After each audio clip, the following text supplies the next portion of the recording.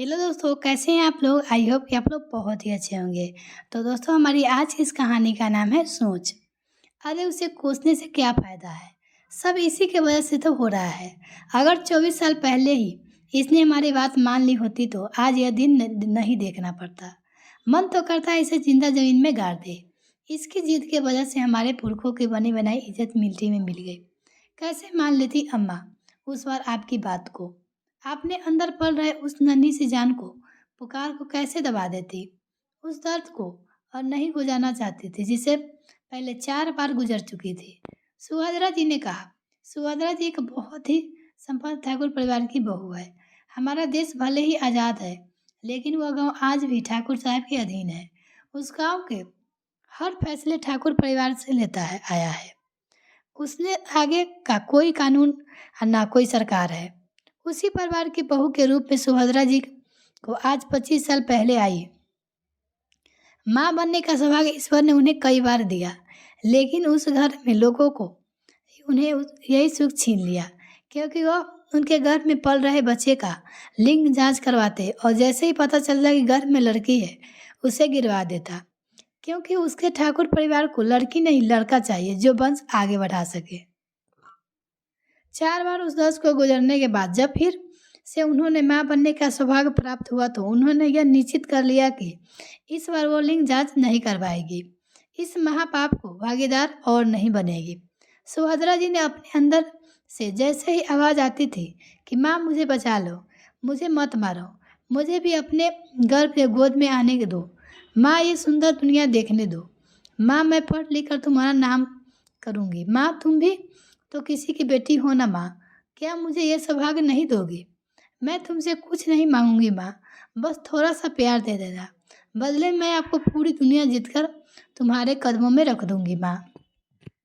सुभद्रा जी अपने अंदर की आवाज़ को दबा नहीं सकी, लेकिन कहती है तो भी तो किससे। उसके पति रुद्र भी यही सोच रखते थे कि बेटी नहीं बेटा चाहिए जो उसका वंश और उसकी परंपरा आगे बढ़ा सके, और रुद्र भी अपनी माँ का विरोध नहीं कर सकता थे, चाहे वह फैसला गलत क्यों ना हो।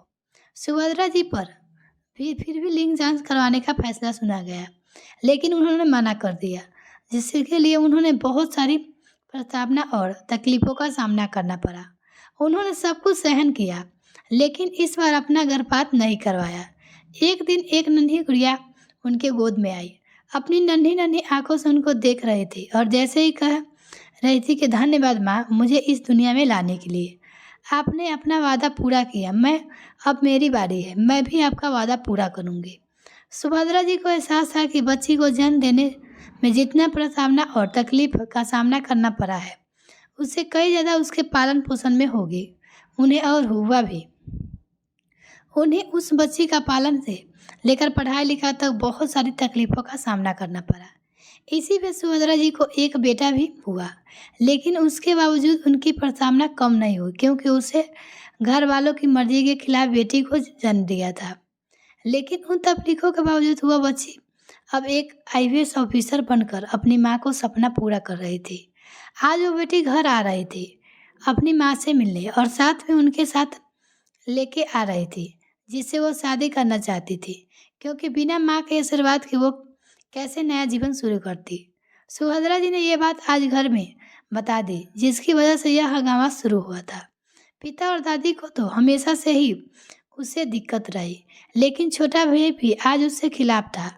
उसे उसका दोस्त नहीं, उसका परवरिश भी ऐसी की गई थी, जिसका परिणाम यही था। आज वो अपनी माँ पर भी हाथ उठाने में शर्म नहीं महसूस कर रहा था। सुभद्रा जी के पति रुद्र भी आज उस गुस्से से उन्हें मार ही डालना चाहते थे। सुभद्रा जी अपनी बात कहता देख आज रुद्र भी गुस्से से कांप उठे और बोले, तुम्हारी इतनी हिम्मत बढ़ गई है कि तुम माँ को जवाब दो।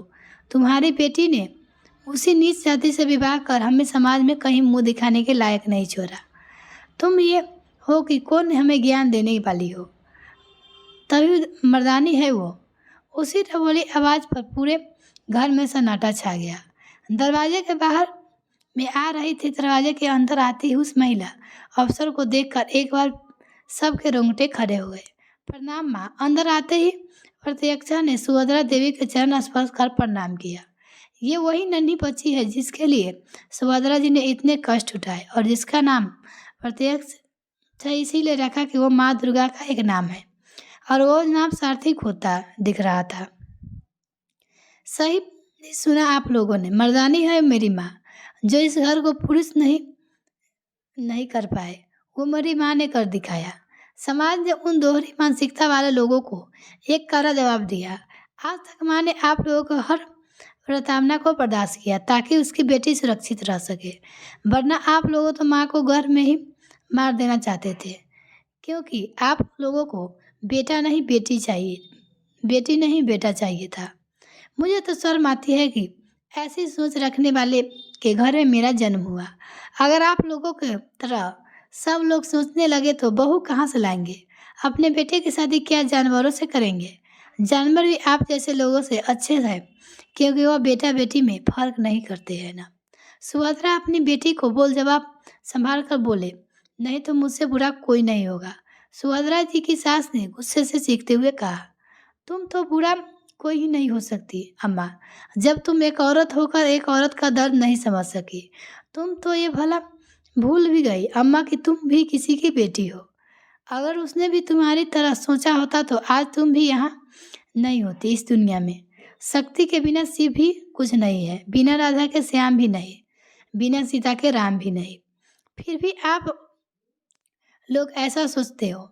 ऐसा क्या है जो बेटा कर सकता है और बेटी नहीं? बेटियां तो इस संसार का सृजन कर सकती है और बेटा नहीं। अपने आप को मर्द कहने वाले मेरे पिताजी जब इस समाज की कर्तव्यों के खिलाफ नहीं खड़े हो सके तो आप तो बताओ असली मर्द कौन है? इसलिए मैं अपनी माँ को मर्दानी कहती हूँ। पूरा दुनिया से लड़कर जिसने मुझे जन्म दिया, पूरी देखभाल और सुरक्षा की, वही मर्दानी आज मैं अपनी इस मर्दानी को इस नरक से ले जाने आई हूँ। मिलते हैं फिर नेक्स्ट फ्रेंड, तब तक के लिए bye. Thanks for watching this video.